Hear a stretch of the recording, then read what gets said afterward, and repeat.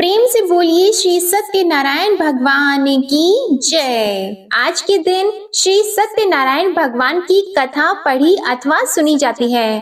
तो आइए आज आपको सुनाते हैं श्री सत्यनारायण भगवान की संपूर्ण व्रत कथा और आरती। एक समय नैमिषारण्य तीर्थ में शौनक आदि 88,000 ऋषियों ने श्री सूत जी से पूछा, हे प्रभु, इस कलयुग में वेद विद्या रहित मनुष्यों को प्रभु भक्ति किस प्रकार मिलेगी और उनका उद्धार कैसे होगा। इसलिए हे मुनि श्रेष्ठ, कोई ऐसा तप कहिए जिससे थोड़े समय में पुण्य प्राप्त हो जाए तथा मनोवांछित फल मिले। वह कथा सुनने की हमारी बहुत इच्छा है। सर्वशास्त्र ज्ञाता श्री सूत जी बोले, हे वैष्णवों में पूज्य, आप सबने प्राणियों के हित की बात पूछी है। अब मैं उस श्रेष्ठ व्रत को आप लोगों से कहूंगा जिस व्रत को नारद जी ने लक्ष्मी नारायण जी से पूछा था और लक्ष्मीपति ने मुनि श्रेष्ठ नारद जी से कहा था। सो ध्यान से सुनिए। एक समय योगी राज नारद जी दूसरों के हित की इच्छा से अनेक लोकों में घूमते हुए मृत्यु लोक में आ पहुँचे। यहाँ अनेक योनियों में जन्मे हुए प्राय सभी मनुष्यों को अपने कर्मों द्वारा अनेकों दुखों से पीड़ित देखकर सोचा, किस यत्न के करने से निश्चय ही प्राणियों के दुखों का नाश हो सकेगा। ऐसा मन में सोचकर विष्णु लोक को चले गए। वहां श्वेत वर्ण और 4 भुजाओं वाले देवों के ईश नारायण को देखकर, जिनके हाथों में शंख चक्र गदा और पद्मा थे, वे वरमाला पहने हुए थे, उनकी स्तुति करने लगे।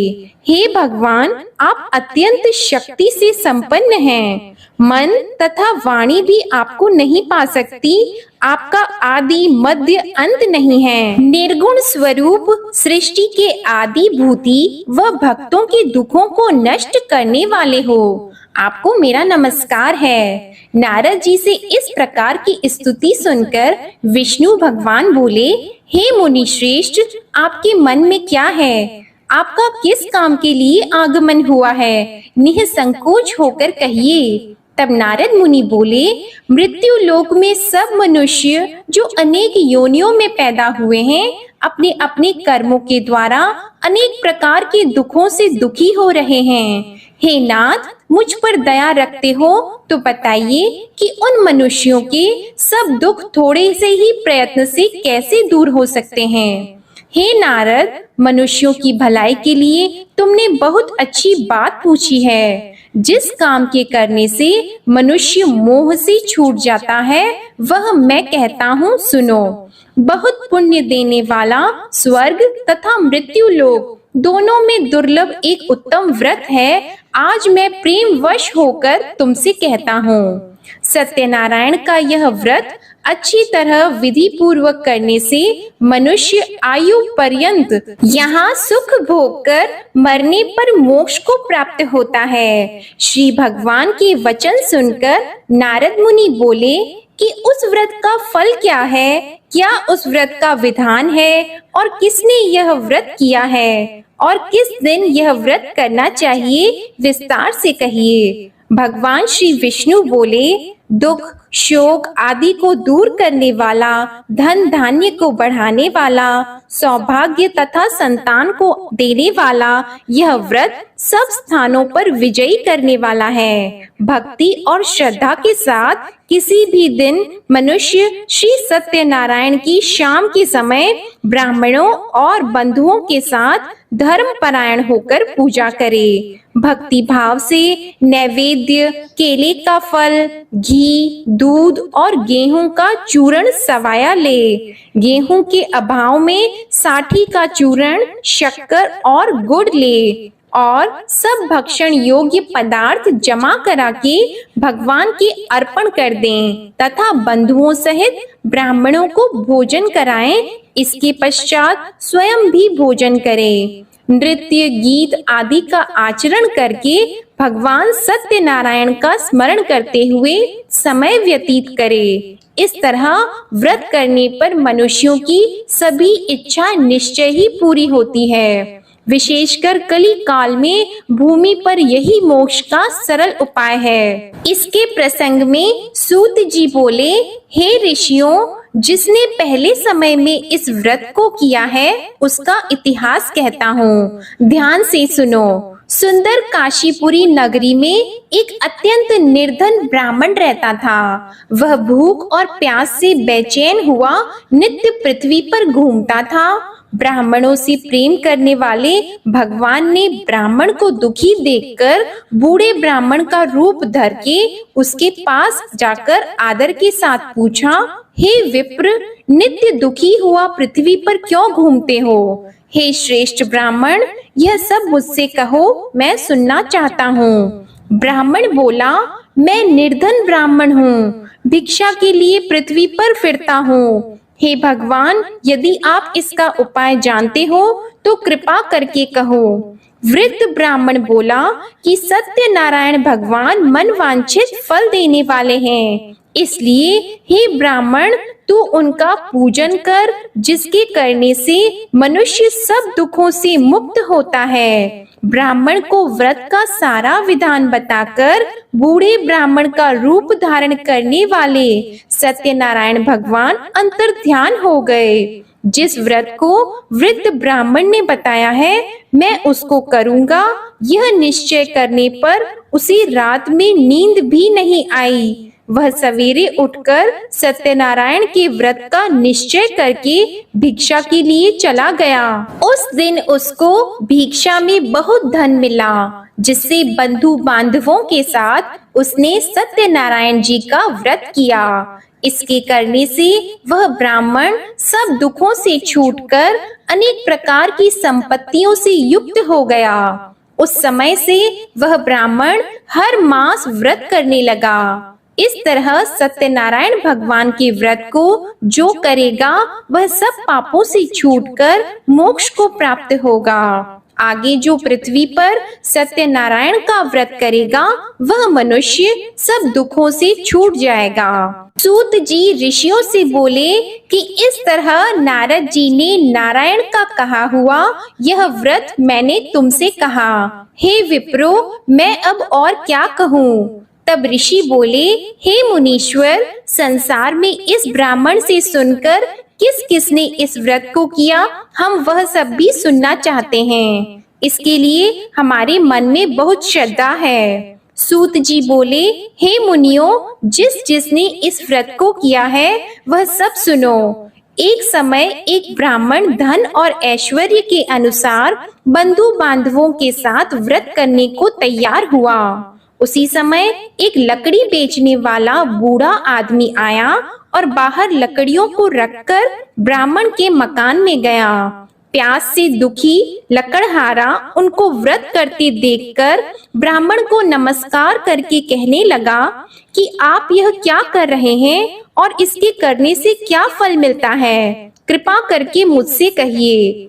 ब्राह्मण ने कहा, सब मनोकामनाओं को पूरा करने वाला यह सत्यनारायण भगवान का व्रत है। इसकी ही कृपा से मेरे यहाँ धन धान्य आदि की वृद्धि हुई है। ब्राह्मण से इस व्रत के बारे में जानकर लकड़हारा बहुत प्रसन्न हुआ। चरण अमृत लेकर और प्रसाद खाने के बाद अपने घर को गया। लकड़हारे ने अपने मन में इस प्रकार का संकल्प किया कि आज गांव में लकड़ी बेचने से जो धन मिलेगा उसी से सत्यनारायण देव का उत्तम व्रत करूंगा। यह मन में विचार करके वह बूढ़ा आदमी लकड़ियां अपने सिर पर रखकर जिस नगर में धनवान लोग रहते थे वह ऐसे सुंदर नगर में गया। उस दिन वहां पर उसे उन लकड़ियों का दाम पहले दिनों से चौगुना मिला। तब वह बूढ़ा लकड़हारा दाम लेकर और अति प्रसन्न होकर पक्के केले की फली, शक्कर, घी, दूध, दही और गेहूं का चूर्ण इत्यादि सत्यनारायण भगवान के व्रत की कुल सामग्रियों को लेकर अपने घर गया। फिर उसने अपने भाइयों को बुलाकर विधि के साथ भगवान जी का पूजन और व्रत किया। उस व्रत के प्रभाव से वह बूढ़ा लकड़हारा धन पुत्र आदि से युक्त हुआ और संसार के समस्त सुख भोग कर वैकुंठ को चला गया। श्री सूत जी बोलते हैं कि हे श्रेष्ठ मुनियों, अब आगे की कथा कहता हूँ, सुनो। पहले समय में उल्का मुख नाम का एक बुद्धिमान राजा था। वह सत्य वक्ता और जितेंद्रिय था। प्रतिदिन देव स्थानों पर जाता तथा गरीबों को धन देकर उनके कष्ट दूर करता था। उसकी पत्नी कमल के समान मुख वाली और सती साध्वी थी। भद्रशीला नदी के तट पर उन दोनों ने श्री सत्यनारायण भगवान का व्रत किया। उस समय में वहां एक साधु वैश्य आया। उसके पास व्यापार के लिए बहुत सा धन था। वह नाव को किनारे पर ठहराकर राजा के पास आ गया और राजा को व्रत करते हुए देखकर विनय के साथ पूछने लगा, हे राजन, भक्ति युक्त चित्त से यह आप क्या कर रहे हैं? मेरी सुनने की इच्छा है, सो आप यह मुझे बताइए। राजा बोला, हे साधु, अपने बांधवों के साथ पुत्र आदि की प्राप्ति के लिए महाशक्तिवान सत्यनारायण भगवान का व्रत व पूजन किया जा रहा है। राजा के वचन सुनकर साधु आदर से बोला, हे राजन, मुझसे इसका सब विधान कहो। मैं भी आपके कथन अनुसार इस व्रत को करूंगा। मेरे भी कोई संतान नहीं है और इससे निश्चय ही हो जाएगी। राजा से सब विधान सुनकर व्यापार से निवृत्त हो वह आनंद के साथ घर गया। साधु ने अपनी स्त्री से संतान देने वाले उस व्रत का समाचार सुनाया और कहा कि जब मेरे संतान होगी तब मैं इस व्रत को करूंगा। साधु ने ऐसे वचन अपनी स्त्री लीलावती से कहे। एक दिन उसकी स्त्री लीलावती पति के साथ आनंदित होकर सांसारिक धर्म में प्रवृत्त होकर सत्यनारायण भगवान की कृपा से गर्भवती हो गई तथा 10वें महीने में उसके एक सुंदर कन्या का जन्म हुआ। दिनों दिन वह इस तरह बढ़ने लगी जैसे शुक्ल पक्ष का चंद्रमा बढ़ता है। कन्या का नाम कलावती रखा गया।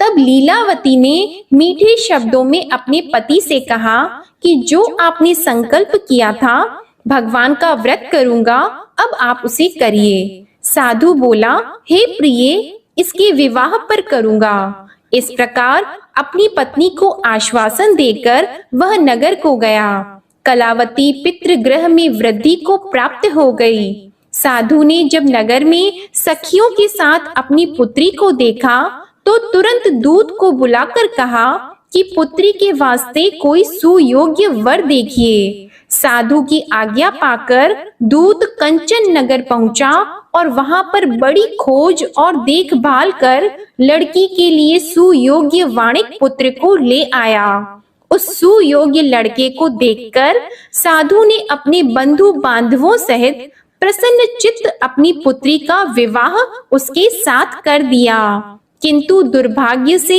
विवाह के समय भी उस व्रत को करना भूल गया। तब श्री भगवान क्रोधित हो गए और श्राप दिया कि तुम्हें दारुण दुख प्राप्त होगा। अपने कार्य में कुशल साधु बनिया जमाता सहित समुद्र स्थित रत्नपुर नगर में गया और वहां दोनों ससुर जमाई चंद्रकेतु राजा के उस नगर में व्यापार करने लगे। एक रोज भगवान सत्यनारायण की माया से प्रेरित कोई चोर राजा का धन चुराकर भागा जा रहा था, किंतु राजा के दूतों को आता देखकर चोर ने घबराकर भागते हुए राजा के धन को वहीं चुपचाप रख दिया जहां वो ससुर जमाई ठहरे हुए थे। तब दूतों ने उस साधु वैश्य के पास राजा के धन को रखा देखा तो वे दोनों को बांध कर ले गए और प्रसन्नता से दौड़ते हुए राजा के समीप जाकर बोले, यह 2-4 हम पकड़कर लाए हैं, देखकर आज्ञा दें। तब राजा की आज्ञा से उनको कठोर कारावास में डाल दिया और उनका सब धन छीन लिया। सत्यनारायण भगवान के श्राप द्वारा उनकी पत्नी भी घर पर बहुत दुखी हुई और घर पर जो धन रखा था चोर चुरा कर ले गए। शारीरिक व मानसिक पीड़ा तथा भूख प्यास से अति दुखित होकर अन्न की चिंता में कलावती एक ब्राह्मण के घर गई। वहां उसने सत्यनारायण भगवान का व्रत होते देखा, फिर कथा सुनी तथा प्रसाद ग्रहण करके रात को घर आई। माता ने कलावती से कहा, हे पुत्री, अब तक कहाँ रह गई थी? वह तेरे मन में क्या है? कलावती बोली, हे माता, मैंने एक ब्राह्मण के घर श्री सत्यनारायण भगवान का व्रत देखा है। कन्या के वचन सुनकर लीलावती भगवान के पूजन की तैयारी करने लगी। लीलावती ने परिवार और बंधुओं सहित श्री सत्यनारायण भगवान का पूजन किया और वर मांगा कि मेरे पति और दामाद शीघ्र आ जाएं। साथ ही प्रार्थना की कि हम सबका अपराध क्षमा करो। सत्यनारायण भगवान इस व्रत से संतुष्ट हो गए और राजा चंद्रकेतु को स्वप्न में दर्शन देकर कहा, हे राजन, दोनों वैश्यों को प्रातः ही छोड़ दो और सब धन जो तुमने ग्रहण किया है वह दे दो, नहीं तो मैं तेरा धन, राज्य, पुत्र आदि सब नष्ट कर दूंगा। राजा से ऐसे वचन कहकर भगवान अंतर्ध्यान हो गए। प्रातः काल राजा चंद्रकेतु ने सभा में अपना स्वप्न सुनाया। फिर दोनों वाणिक पुत्रों को कैद से मुक्त कर सभा में बुलाया। दोनों ने आते ही राजा को नमस्कार किया। राजा मीठे वचनों से बोले, हे महानुभावों, भावी वश ऐसा कठिन दुख प्राप्त हुआ है, अब तुम्हें कोई भय नहीं। ऐसा कहकर राजा ने उनको नए नए वस्त्र आभूषण पहनाए तथा उनका जितना धन लिया था उससे दुगुना धन देकर आदर सहित विदा कर दिया। दोनों वैश्य अपने घर को चले गए। सूत जी बोले, वैश्य ने मंगलाचार करके यात्रा आरंभ की और अपने नगर को चला। उनके थोड़ी दूर निकलने पर दंडी वेशधारी सत्यनारायण भगवान ने उनसे पूछा, हे साधु, तेरी नाव में क्या है? अभिमानी वाणिक हंसता हुआ बोला, हे दंडी, आप क्यों पूछते हो?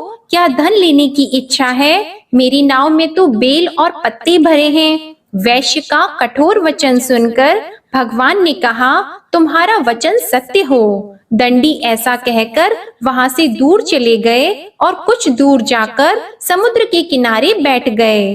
दंडी के जाने पर वैश्य ने नित्य क्रिया करने के बाद नाव को ऊंची उठी देखकर अचंभा किया और नाव में बेल पत्ते आदि देखकर मूर्छित होकर जमीन पर गिर पड़ा। फिर मूर्छा खुलने पर अत्यंत शोक प्रकट करने लगा। तब उसका दामाद बोला कि आप शोक न करें, यह दंडी का श्राप है, अतः उनकी शरण में चलना चाहिए, तभी हमारी मनोकामना पूरी होगी। दामाद के वचन सुनकर वह दंडी के पास पहुंचा और अत्यंत भक्ति भाव से नमस्कार करके बोला, मैंने जो आपसे असत्य वचन कहे थे उनको क्षमा करो। ऐसा कहकर महान शोकातुर होकर रोने लगा। तब दंडी भगवान बोले, हे वाणिक पुत्र, मेरी आज्ञा से बार बार तुम्हें दुख प्राप्त हुआ है, तू मेरी पूजा से विमुख हुआ। साधु बोला, हे भगवान, आपकी माया से मोहित ब्रह्मा आदि भी आपके रूप को नहीं जानते, तब मैं अज्ञानी कैसे जान सकता हूँ? आप प्रसन्न होइए, मैं सामर्थ्य के अनुसार आपकी पूजा करूंगा। मेरी रक्षा करो और पहले के समान नौका में धन भर दो। उसके भक्ति युक्त वचन सुनकर भगवान प्रसन्न होकर उसकी इच्छा अनुसार वर देकर अंतर ध्यान हो गए। तब उन्होंने नाव पर आकर देखा कि नाव धन से परिपूर्ण है, फिर भी वह भगवान सत्यनारायण का पूजन कर साथियों सहित अपने नगर को चला। अब अपने नगर के निकट पहुंचा, तब दूत को घर भेजा। दूत ने साधु के घर जाकर उसकी स्त्री को नमस्कार करके कहा कि साधु अपने दामाद सहित इस नगर के समीप आ गए हैं। ऐसा वचन सुनकर साधु की स्त्री ने बड़े हर्ष के साथ सत्यदेव का पूजन कर पुत्री से कहा, मैं अपने पति के दर्शन को जाती हूँ, तू कार्य पूर्ण करके शीघ्र आ जा। माता के ऐसे वचन सुनकर कलावती प्रसाद छोड़कर पति के पास गई। प्रसाद की अवज्ञा के कारण सत्यदेव ने रुष्ट होकर उसके पति को नाव सहित पानी में डुबा दिया। कलावती अपने पति को न देखकर रोती हुई जमीन पर गिर गई। इस तरह नौका को डूबा हुआ तथा कन्या को रोता देखकर साधु दुखी होकर बोला, हे प्रभु, मुझसे या मेरे परिवार से जो भूल हुई है उसे क्षमा करो। उसके दीन वचन सुनकर सत्यदेव प्रसन्न हो गए और आकाशवाणी हुई कि हे साधु, तेरी कन्या मेरे प्रसाद को छोड़कर आई है, इसलिए इसका पति अदृश्य हुआ है। यदि वह घर जाकर प्रसाद खाकर लौटे तो इसे पति अवश्य मिलेगा। ऐसी आकाशवाणी सुनकर कलावती ने घर पहुंचकर प्रसाद खाया, फिर आकर पति के दर्शन किए। तत्पश्चात साधु ने बंधु बांधवों सहित सत्यदेव का विधि पूर्वक पूजन किया। उस दिन से वह पूर्णिमा को सत्यनारायण का पूजन करने लगा। फिर इस लोक का सुख भोग कर अंत में स्वर्ग लोक को गया। सूत जी बोले, हे ऋषियों, मैं और भी कथा कहता हूँ, सुनो। प्रजापालन में लीन तुंगध्वज नाम का राजा था। उसने भी भगवान का प्रसाद त्याग कर बहुत दुख पाया। एक समय वन में जाकर वन्य पशुओं को मारकर बड़ के पेड़ के नीचे आया। वहां उसने ग्वालों को भक्ति भाव से बांधवों सहित सत्यनारायण जी का पूजन करते देखा। राजा देखकर भी अभिमानवश वहां नहीं गया और न ही पूजन किया या नमस्कार किया। जब ग्वालों ने भगवान का प्रसाद उसके सामने रखा तो वह प्रसाद को त्याग कर अपनी सुंदर नगरी को चला गया। वहां उसने अपना सब कुछ नष्ट पाया तो वह जान गया कि यह सब भगवान ने किया है। तब वह विश्वास करके ग्वालों के समीप गया और विधि पूर्वक पूजन करके प्रसाद खाया तो सत्यदेव भगवान की कृपा से पहले जैसा था वैसा ही हो गया। फिर दीर्घ काल तक सुख भोग कर मरने पर स्वर्ग लोक को गया। जो मनुष्य इस परम दुर्लभ व्रत को करेगा, भगवान सत्यनारायण की कृपा से उसे धन धान्य की प्राप्ति होगी। निर्धन धनी और बंदी बंधन से मुक्त होकर निर्भय हो जाता है। संतानहीनों को संतान प्राप्त होती है तथा सब मनोरथ पूर्ण होकर अंत में वैकुंठ धाम को जाता है। यह सत्य है। श्री सूत जी कहते हैं कि ब्राह्मणों, आपको मैंने सत्यनारायण व्रत की यह पावन कथा सुनाई है। इस व्रत का पालन करके मनुष्य सभी दुखों से मुक्त हो जाता है। विशेषतः कलयुग में श्री सत्यनारायण की पूजा महान फल देने वाली है। इन देवता को कोई सत्यनारायण कहते हैं और कोई सत्यदेव कहते हैं। अनेक रूपों में श्री सत्यनारायण भगवान सभी के मनोरथों को पूर्ण करते हैं। ये सनातन सत्यदेव कलयुग में सत्य व्रत के रूप में अवतरित होंगे। हे श्रेष्ठ मुनियों, जो मनुष्य नित्य इसका पठन व श्रवण करता है, श्री सत्यनारायण भगवान की कृपा से उसके सभी पाप नष्ट हो जाते हैं। प्रेम से बोलो श्री सत्यनारायण भगवान की जय। श्री सत्यनारायण संपूर्ण व्रत कथा समाप्त। अब आप सुनिए श्री सत्यनारायण भगवान की आरती। जय लक्ष्मी रमणा स्वामी, जय लक्ष्मी रमणा। सत्यनारायण स्वामी, सत्यनारायण स्वामी, जनपातक हरणा। जय लक्ष्मी रमणा। रत्न जड़ित सिंहासन, अद्भुत छवि राजे स्वामी, अद्भुत छवि राजे। नारद करत निराजन, नारद करत निराजन, घंटावन बाजे। जय लक्ष्मी रमणा। प्रगट भई कलि कारण, द्विज को दरस दियो स्वामी, द्विज को दरस दियो। बूढ़ो ब्राह्मण बनकर, बूढ़ो ब्राह्मण बनकर, कंचन महल कियो। जय लक्ष्मी रमणा। दुर्बल भील कठारो, जिन पर कृपा करी, जिन पर कृपा करी। चंद्रचूड़ एक राजा, चंद्रचूड़ एक राजा, तिनकी विपत्ति हरी। जय लक्ष्मी रमणा। वैश्य मनोरथ पायो, श्रद्धा तज दीन्ही। स्वामी श्रद्धा तज दीन्ही। सो फल भोग्यो प्रभु जी, फिर स्तुति कीन्ही। जय लक्ष्मी रमणा।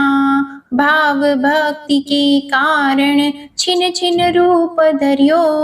स्वामी छिन छिन रूप धरियो। श्रद्धा धारण कीन्ही, श्रद्धा धारण कीन्ही। तिनको काज सरियो। जय लक्ष्मी रमणा। ग्वाल बाल संग राजा, बन में भक्ति करी। स्वामी बन में भक्ति करी। मन वांछित फल दीन्हो, मन वांछित फल दीन्हो। दीन दयालु हरि। जय लक्ष्मी रमणा। चढ़त प्रसाद सवायो, कदली फल मेवा। स्वामी कदली फल मेवा। धूप दीप तुलसी से, धूप दीप तुलसी से। राजी सत्य देवा। जय लक्ष्मी रमणा। सत्यनारायण जी की आरती जो कोई नर गावे। स्वामी जो कोई नर गावे। तन मन सुख संपत्ति, तन मन सुख संपत्ति। मन वांछित फल पावे। जय लक्ष्मी रमणा। बोलो जय लक्ष्मी रमणा। प्रेम से बोलिए श्री सत्यनारायण भगवान की जय हो। आज के दिन सावन पूर्णिमा की व्रत कथा भी आप हमारे चैनल पर जरूर सुनिएगा। प्रेम से बोलिए श्री सत्यनारायण भगवान की जय।